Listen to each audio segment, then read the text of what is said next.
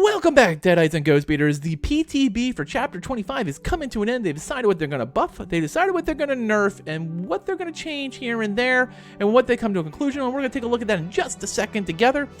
But before we do that, if you like this Dead by Daylight content, please drop a like and a comment below. I answer all my comments, and of course, smash the subscribe button, turn on the notification bell for all Dead by Daylight and horror ASIM related content.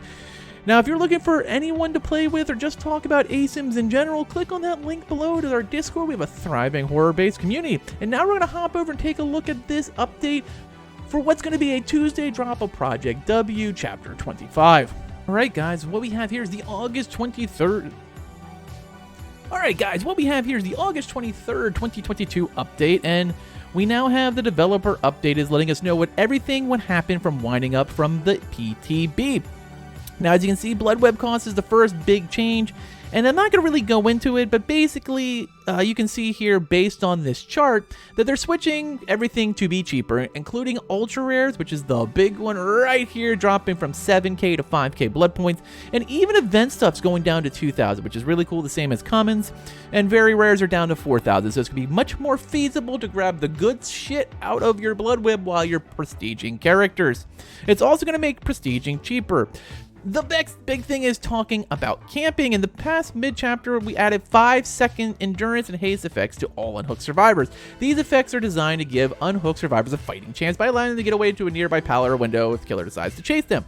We released this feature with safe numbers to ensure that things didn't get out of hand. And now we've had some time to see them play out, we are feeling comfortable increasing them. As of 6.2, we're increasing the haste and endurance effect to 10 seconds. This is up 7%. So you're getting more borrowed time, basically, coming out of the PTB. Also, Mettle of a Man is getting rebuffed. Basically, this is going to be a quick one. I'm not really going to dive into it, but I think it's funny. Along the chapter release, we will be reverting the recent update to Mettle of Man. Mettle of Man was instead granting a unique protection effect that is not canceled by conspicuous actions like endurance. To help differentiate them, the perk will no longer cause endurance status effect to appear in the HUD when activated. So basically, how Mettle of a Man was coming out of 24.5 is now how Mettle of a Man is again, which is really good considering there was absolutely no reason to nerf Mettle of a Man after you just buffed it. So, those who want to play Mettle of Man, like myself as an Ash main, I have a P9 Ash myself, I might go back to playing Mettle of a Man now that they uncorked it. Here comes the PTB changes. We'll start with the Mastermind himself. One thing we noticed during the PTB was the collision detected of Mastermind's rush was a little too sensitive, causing the killer to bump into objects they shouldn't have. For the release, we have toned down this so you don't accidentally bump into obstacles. We have also polished Virulent Bound interacts with pallets and windows. During the PTB, survivors would not take damage if the Mastermind bound towards them as they were vaulting. This was not intended. The Mastermind will now hit them with his tentacles if they're caught in the middle of a vault. Additionally, survivors could wait on the other side of a pallet, vaulting back. Therefore, Mastermind could counter the vaulting. Going forward, standing too close to a vault location as the Mastermind bounds will result in survivor being injured. So Virulent Bound just got a massive upgrade. Next, we revisit his power in loops. That we found the base movement speed between bounds to be a little slow. We're making it difficult to get into position for another bound. For the release, we're increasing the Mastermind's movement speed from bounds from 2.76 meters from 2.3. The speed previously attached to the loose crank add-on. So these add-ons have been added as base kit, and we're reducing the movement speed bonus from 8 to 20%.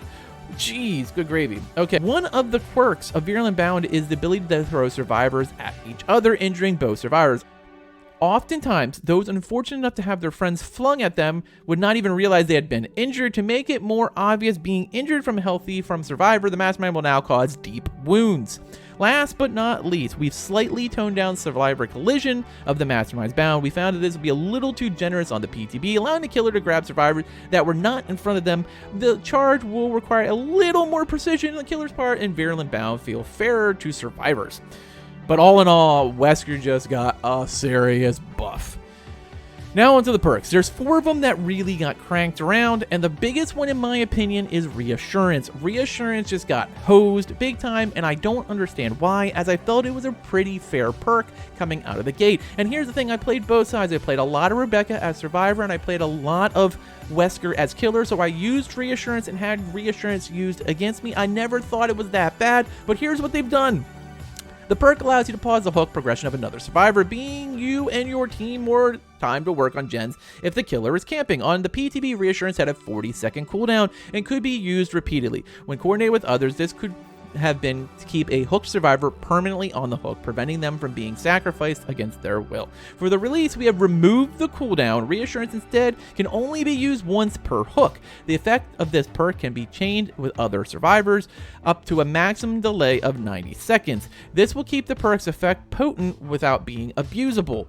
So, wow, that is a huge drop-off. Now, you can put Reassurance on multiple characters now, which is good without activating any kind of cooldown, but only 3 chains, as the perk only lasts 30 seconds, is a huge difference from what it was on the PTB, when I didn't really think it was that bad if you just had to leave a survivor. Oof, okay. So, what have they done with Awakened Awareness? The perk grants a killer aura while carrying a survivor. On the PTB, this effect also lingered for 2 seconds after the carrier had been dropped, hooked, or wiggled free. This effect could be a little oppressive on certain killers, especially when paired with Lethal Pursuer, Starstruck. For the release, we've removed the lingering aura effect, and the result of Lethal Pursuer will no longer extend the duration of Awakened Awareness's aura reading. Okay, I'm actually fine with that. Like, it doesn't, you have it while you're carrying a survivor, you don't really need the additional, that's fine. Especially if you're exposing with Starstruck, I can see how that could be oppressive. I think Awakened Awareness needs a little bit of a tweak. No problem with this whatsoever. Let's see what they did to low profile. Low profile hides your scratch marks, pools, and blood when you become the last survivor for 70, 80, 90 seconds, which was basically useless. I saw no one using this on the PTB. Unfortunately, this meant the perk would only activate once per match, and only if you happen to be the last survivor standing. Exactly, absolutely worthless. For the release, we have changed this to include any time you are the only survivor who is not dying, hooked, or dead as well, allowed to activate throughout the match. Additionally, low profile will also mask the grunt of pain in addition to existing effects. Okay, so now if you say there's 3 of you and 2 are on hooks, or 1 is down, 1's on hook, low profile will activate. That is a much better version. It's still not great, but is drastically better. Let's see what they did with Better Than New. This was a perk I was not super thrilled with, but it wasn't terrible. The perk granted survivor you healed by 6% action for repairing, healing, chest opening, or totem by 25, 30, or 35 seconds. We found the duration of the perk to be a little low to make much use out of the bonus speed. For the release, we've added a few changes. Okay, they're going to be buffing Better Than New, which is actually good because I felt it was just kind of meh. Better Than New now grants 12, 14, or 16% action speed. Okay, so even the yellow version has been buffed up to 12%, so basically doubled or more, and that's on all the same things, totems, healing, etc. Better Than New now no longer has a duration. Survivors instead keep this bonus until the next time they take damage. So as long as you're not hit, you get the bonus 12, 14, or 16%. That's actually much better, and it makes Better Than New an actually usable perk, and I might consider using this on a lot of my pro team builds. All right, now we get to RPD, my least favorite place in the world, and now there's 2 of them. Each map includes the main hall and the small section opposing wing, greatly reducing the size compared to the original. We've also opened new pathways between the various rooms to make things easier to navigate, as well as widening some of the hallways to make them feel less claustrophobic. In the PTB, we found there was way too many pallets scattered around RPD now that its size has been reduced. We reduced the number of pallets on the newly renovated maps with the chapter release. That's actually really good because I felt as a Wesker when I was playing RPD, and if you saw my initial video when I played my literally first time playing him, it was a pallet everywhere. We've reached the end edition of this chapter. See you next week. Well, here we go, next Tuesday. So what do you think? So Reassurance takes the hit. It's still very viable, but Rebecca also gets a buff. with Renew, you know, I'm not sure how I feel about all this. I want to see this play out next week. I don't mind at all what they did with Awakened Awareness. I feel like the 2-second linger could be really bad with Starstruck. I actually was going to put Starstruck on my Wesker, so it makes a lot of sense. I like what I've seen. I don't like some things. I still think the reassurance hit was a bit too much, and I feel like they took a lot from it. I would have liked it better with the way it originally was, even if they had limited the amount of times you could use on hook, which I think would have been a better approach than eliminating and doing it single hook, because that still leaves a really strong ability for camping. I'm not sure that's exactly what reassurance was supposed to stop in the first place, why they're kind of allowing that to slide back in. And here's the thing, I'm a killer main, and I thought reassurance was a completely fair perk coming off the PTB. I used it on Rebecca, I had it used against me while I was playing Wesker.